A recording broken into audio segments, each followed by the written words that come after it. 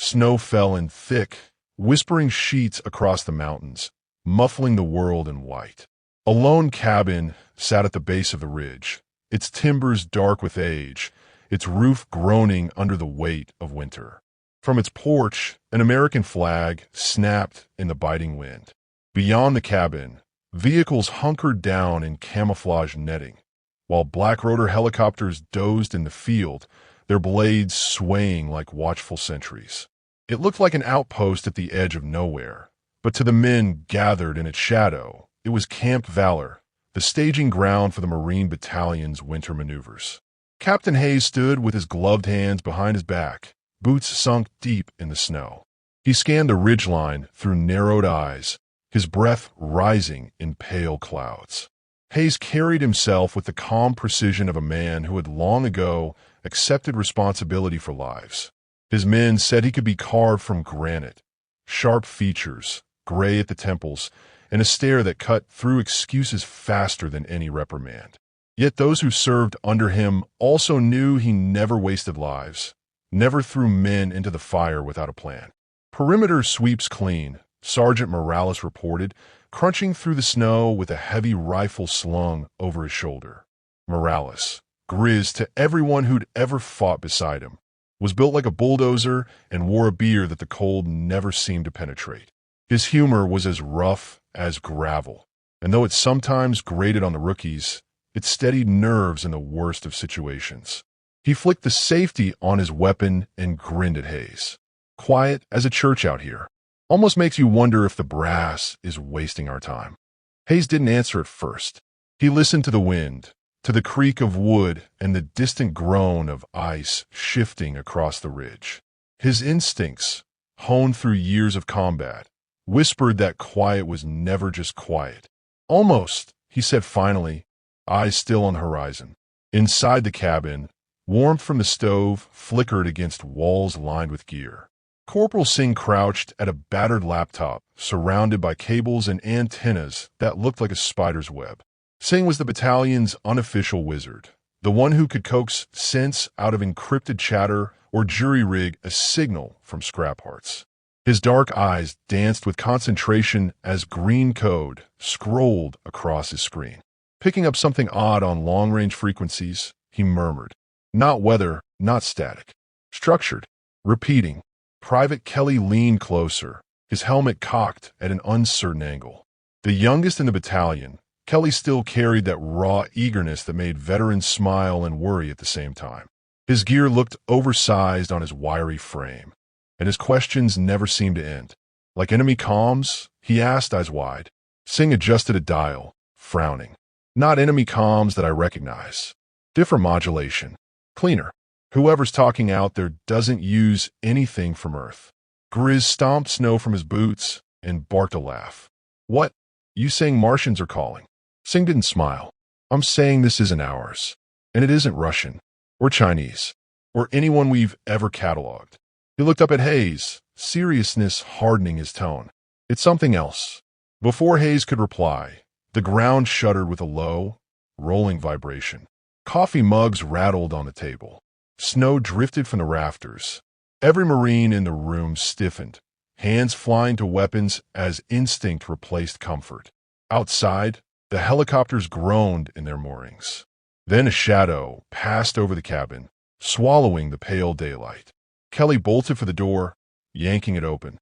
His jaw fell slack as he stared upward. A craft unlike anything he had ever seen descended through the snowstorm, its hull sleek and silver, glowing with blue seams that pulsed like veins of light. It was silent except for the hum that seemed to rattle bones more than ears. Behind it, more shapes broke through the clouds, each one descending with slow inevitability. Grizz muttered a curse, shouldering his rifle. "Well, I'll be damned." Guessing was right about the Martians. The first craft settled into the clearing, steam rising as its landing struts burned through snow and ice. A seam opened along its belly, spilling a ramp of light onto the frozen ground. Figures emerged, tall and angular, their armor a blend of metal and living tissue. Their weapons glowed faintly, humming with the same resonance as the ship. They moved with precision, not caution, as though the land was already theirs. One of the aliens stepped forward, its voice amplified through a translator that gave each word a metallic echo. Humans of Earth, your cycle of violence and disorder has been observed. Your resistance is irrelevant. You will surrender and submit to the Galactic Union. Non-compliance will result in eradication. Kelly swallowed hard. Eradication, he whispered. Hay stepped out onto the snow, unarmed but unflinching. The flag snapped above him, and the alien's helmeted head tilted slightly as though the symbol itself was a curiosity. Hayes's voice was steady, carrying across the field. You don't give orders on this soil, and you sure as hell don't threaten my men. The alien didn't react. It raised its weapon, a crystalline staff that shimmered with deadly light. In response, rifles all around the cabin clicked into readiness. Marines moved into position with the kind of smooth coordination that came only from endless drills and a refusal to break under pressure. Grizz grinned without humor. Guess that answers the question of whether today's training got interesting. Singh whispered into his comm, relaying signals up the chain. Somewhere, satellites tracked the incoming fleet, and brass in war rooms chewed their lips bloody. But at Camp Valor, the decision was immediate and personal. A battalion of Marines stood against the impossible, snow crunching beneath their boots, hearts pounding with the knowledge that the universe had just gotten bigger and more dangerous. The alien commander gestured again, repeating its demand for surrender. Hayes let the silence hang until every Marine could feel its weight. Then he spoke with the calm certainty of a man who had already made his choice. You've picked the wrong planet. For a heartbeat, nothing moved. Then the alien's weapon flared, and the night lit up with war. The first exchange was a thunderclap that shattered the illusion of safety. Energy fire ripped across the clearing, melting snow to steam and scorching furrows into the earth.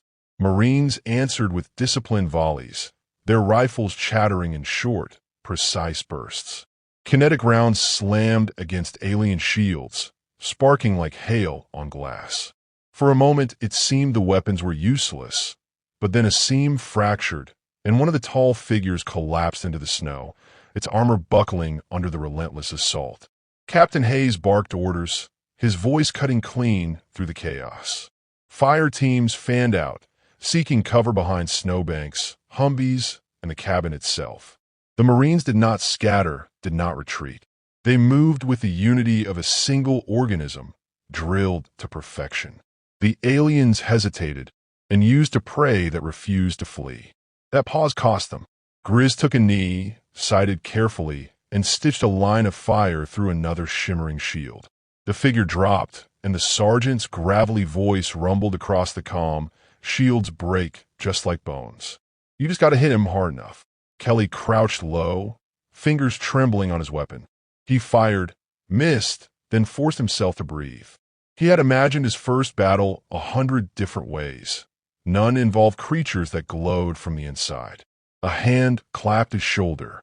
Singh, calm despite the firestorm, pointed to a weakened shield flickering on the left flank. There, aim for the pulse.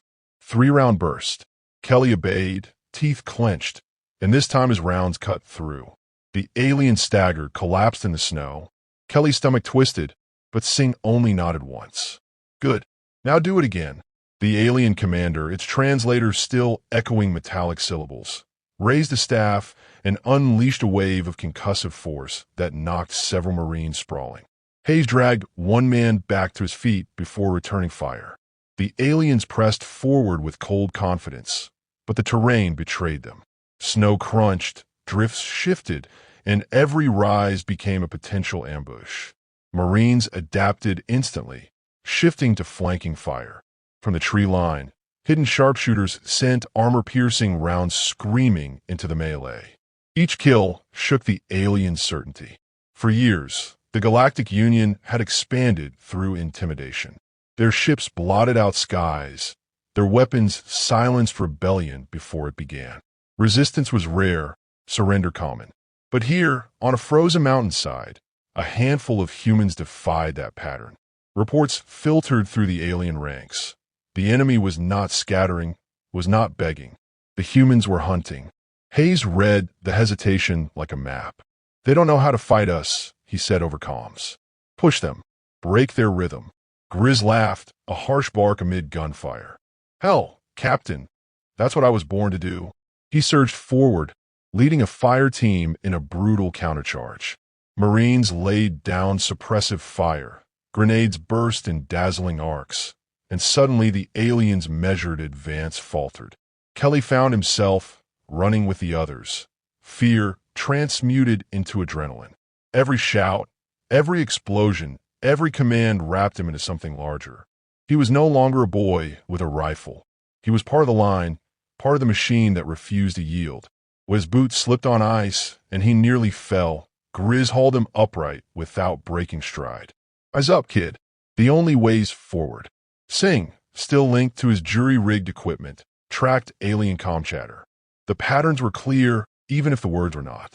Their doctrine assumed compliance, not attrition. They had no strategy for prey that clawed back. Singh relayed this to Hayes, whose lips tightened. Then we'll keep clawing. The skirmish ended as abruptly as it began. With half their number down and their shields flickering under sustained fire, the aliens pulled back toward their craft. Marines held position, weapons trained, hearts hammering in unison. The snow was torn, blackened, littered with alien bodies and human brass. Steam hissed where heat met ice. For a long moment, no one moved. Then Hayes lowered his rifle. Hold your fire. Let them run. Grizz spat into the snow. They'll be back. Things like that don't take losing well. They won't come the same way twice, Hayes replied, which means we'll adapt faster than they can. He scanned the field, his expression grim but steady. We've bloodied their nose. Now, they'll bring more. Back in the cabin, the Marines regrouped. Medics worked with swift efficiency, patching burns and fractures. Singh hunched over his laptop, replaying captured signals. They're transmitting up to something bigger in orbit. Fleet-level command. For what I can tell, they expected us to collapse inside an hour. Kelly, wiping grime from his face, stared at him. Fleet level? You mean there's more of them? A lot more. Singh gave a sharp nod. If that ship above us is just one of many, then yes. A lot more. Silence filled the room until Hayes broke it with calm certainty. Then they'll learn what a battalion of Marines can do. Grizz chuckled, low and dangerous. Poor bastards won't know what hit him. Night closed in hard, the snowstorm thickening, cloaking the field in shifting shadows. The alien craft remained at a distance, engines glowing faintly, silhouettes menacing against the storm. But they did not advance again, not that night. Instead, they hovered, waiting, recalibrating their arrogance. Hayes walked among his men, checking positions, offering words where they were needed. He paused at Kelly's post, watching the rookie cradle his rifle with a mixture of exhaustion and resolve. You did good, Hayes said simply. Kelly blinked, startled. Almost froze out there, sir. Almost doesn't matter, Hayes answered. You kept moving. That's the difference between living and dying. Fear's natural. What you do with it decides everything. Kelly nodded, the weight of the words settling into his chest. He straightened his shoulders, gaze hardening toward the alien lights beyond the ridge. For the first time, he believed he might belong here. Singh's voice crackled softly in Hayes' earpiece. Captain, from the chatter I'm intercepting, they're regrouping. Bigger units, heavier weapons. They underestimated us once. They won't make that mistake again. Hayes looked out into the storm, where alien shapes shifted against the snow. His jaw set. Good. Let them come with everything they've got. We'll still be here when the storm clears. In the distance, the alien engines roared to life, reverberating like thunder across the mountains. The sound was a promise. This was only the beginning. Marines tightened their grips on their weapons, breaths visible in the icy dark. They did not run. They waited, hunters poised in the snow, ready for whatever came next. The storm became their ally. Snow swept across the ridges in thick curtains, swallowing sound and sight alike. Yet the Marines moved through it with the surety of predators. They had grown up training in environments that punished hesitation, and now every drift and shadow was a weapon. Hayes directed movements with clipped orders, his voice steady even as alien patrols prowled below. The battalion had shifted from holding ground to hunting, and the shift electrified the men. Grizz trudged beside Kelly along a narrow ridge, their boots sinking deep. The rookie struggled against the weight of his pack, but the sergeant's presence anchored him. "Keep low, kid," Grizz muttered, scanning through the snow-smeared night vision scope. "These things got toys we've never seen, but they bleed same as anything else." He stopped, raised a hand, and pointed. Down below, alien soldiers moved in formation, their armor glowing faintly against the storm. Kelly's heart hammered. Hayes' order came through the comms. "Hold until they're in the kill zone." Marines crouched in silence, rifles leveled, fingers hovering near triggers. The aliens advanced, cautious now, scanning with energy drones that were like insects. But no scanner could pierce the storm entirely, and no calculation prepared them for men who had turned the terrain into a trap. The first claymore erupted in blinding light, tearing through the formation. Shouts echoed in an alien tongue as the survivors staggered into overlapping arcs of Marine fire. Muzzle flashes lit the ridge, thunder rolling through the valley. Shields sputtered under the combined assault, and one after another the invaders crumpled into the snow. Kelly fired alongside the others, his round steady, his fear replaced with something sharper. "Focus. Shift right," Hayes ordered. The Marines moved as one, dragging the line of fire into the enemy's flank. Grenades bloomed behind retreating shapes, scattering them into disarray. Grizz laughed harshly, reloading in the middle of the storm. "That's right, run. See how far it gets you." When silence returned, the snow carried the smell of scorched ozone and blood. Kelly lowered his weapon, chest heaving, eyes wide at the destruction they had wrought. Grizz clapped him on the back hard enough to jolt him forward. "You're getting the hang of this, kid. Don't forget, they'd do worse to us if we let him." Elsewhere, Singh crouched over a portable terminal, tapping furiously. The alien signals he intercepted told a story more damning than the battlefield itself. "They're rattled," he reported. "Command expected quick compliance, not sustained losses. Their units are reporting humans that appear everywhere at once." He looked up at Hayes, his face lit by the screen's glow. "They're calling us predators. Hunters." Hayes absorbed that quietly. He knew myth was often deadlier than firepower. Fear spread faster than bullets. And if the aliens saw Marines as monsters in the snow, then the battalion had already seized an advantage. "Good," Hayes said. "Let them believe it. Fear makes mistakes." The next assault came at dusk, when the storm eased and moonlight carved silver shapes in the drifts. Alien walkers lumbered into view, each one a tower of armored legs bristling with weapons. Drones circled above them, beams of light combing the slopes.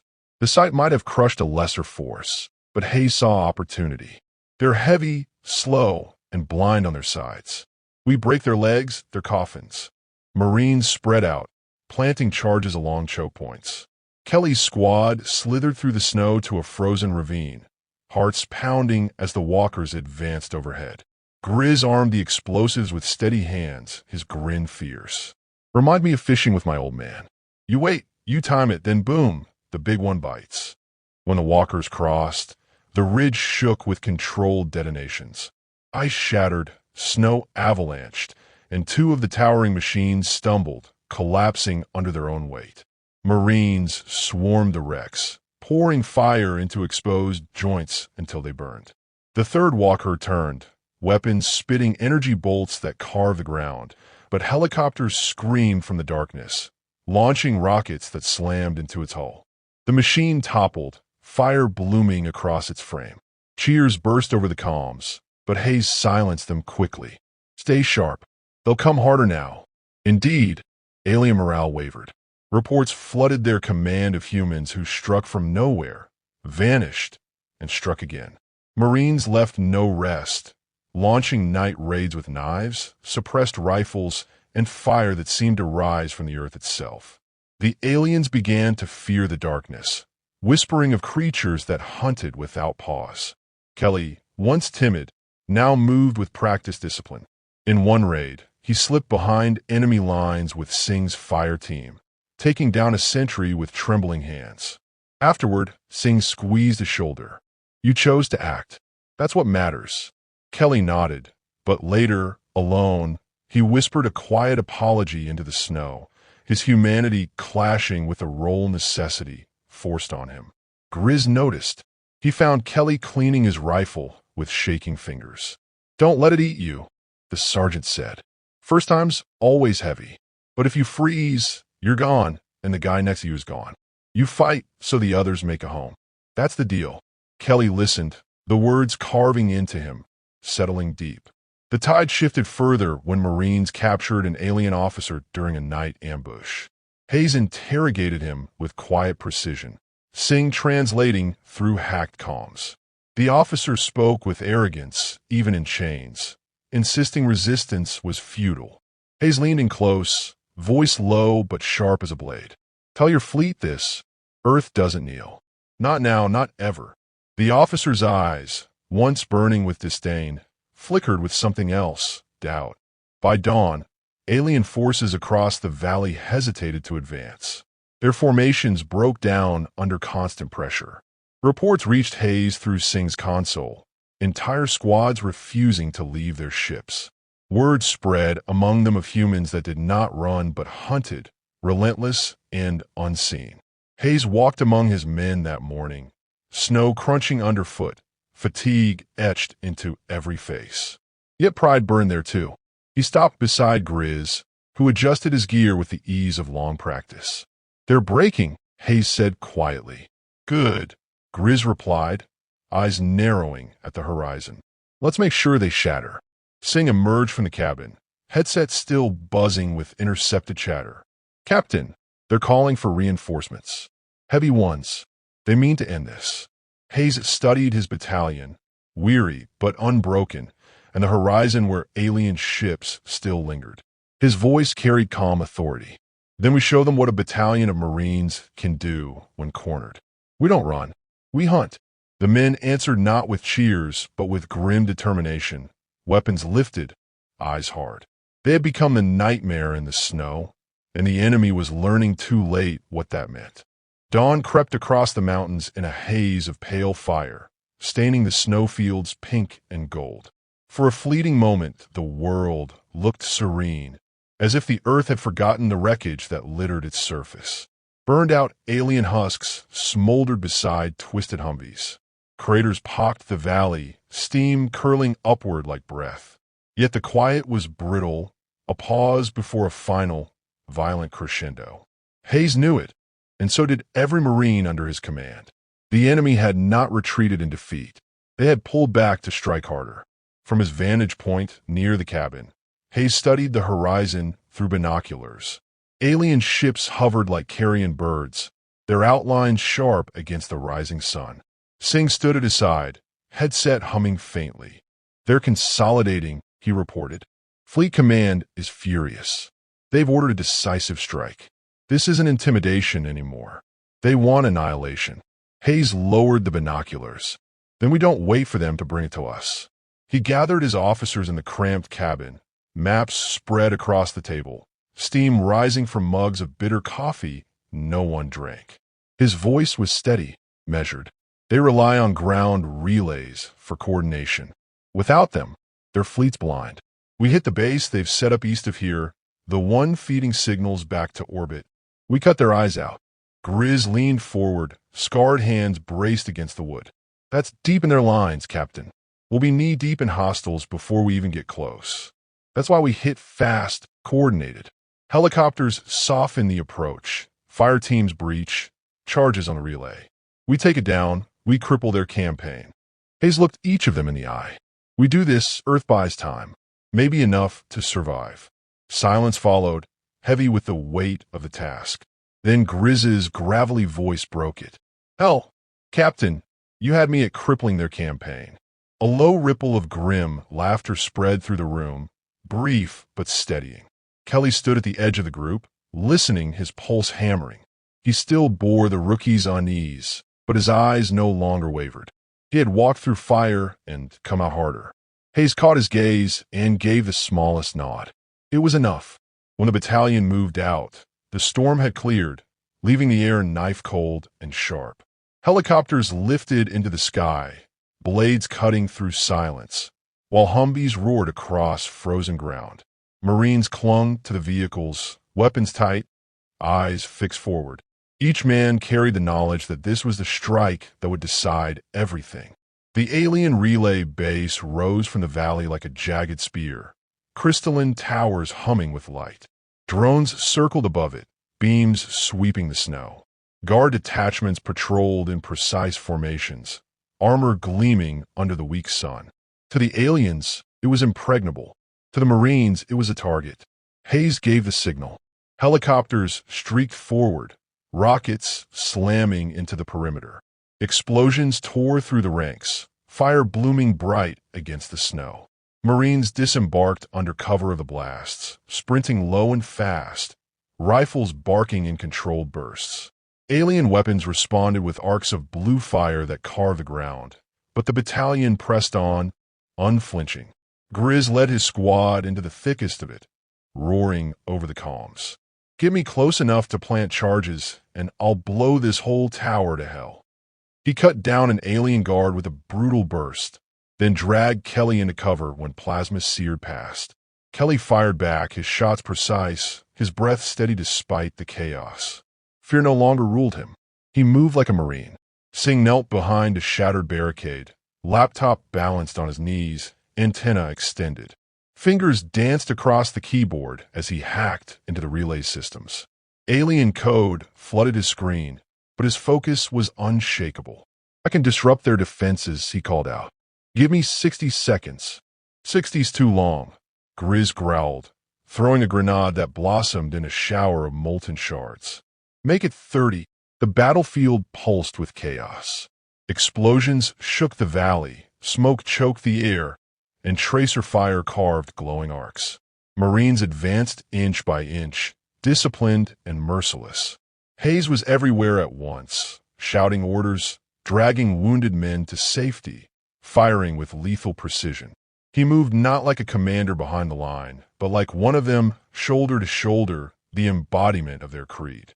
Singh's voice cut through the noise. "I'm in. Their shields are down. Then hit them hard." Hayes barked. Marines surged forward, grenades and rockets slamming into the base's exposed flanks. Towers cracked, light flaring and sputtering. Grizz charged with a satchel of explosives strapped to his chest, Kelly at his side. Together they reached the relay core, its crystalline spire pulsing with alien energy. "Cover us," Grizz bellowed. Kelly laid down fire, cutting through advancing aliens while the sergeant set the charges. Bullets and plasma shrieked overhead, sparks raining down. At last Grizz slapped the final detonator, grinning despite the blood trickling from his temple. "That's it. Let's light the fireworks." They pulled back as fast as their legs could carry them. Hayes shouted for retreat, his voice thundering through the comms. Helicopters swung low, guns blazing, Humvees reversing in clouds of churned snow. The Marines fell back in controlled waves, every man dragging another if he stumbled. Behind them, the relay tower convulsed. Energy arced wildly across its surface, light building to a blinding crescendo. Then the valley exploded. A shockwave tore through snow and ice, hurling debris high into the sky. Marines dove for cover as the ground shook beneath them, fire and light consuming the alien base. When the smoke cleared, the relay was gone, reduced to a smoking crater. A cheer erupted, ragged and fierce. Kelly stared at the destruction, chest heaving, or written across his face. Grizz slapped his helmet. "Now that's how you send a message." Above, alien ships flickered in confusion, their formations breaking as command links failed. Singh's laptop chimed with intercepted fragments. Panic, disbelief, retreat. Hayes watched it unfold, jaw set. They'll regroup. They'll be back. But today they know what it means to fight Marines. The battalion gathered on the ridge, battered, bloodied, but unbroken. The American flag still whipped in the wind above the cabin, stubborn against the storm. Hayes addressed his men, his voice carrying over the cold silence. They thought we'd kneel. They thought we'd scatter. Instead, they found us standing. Remember this day. Remember what it cost.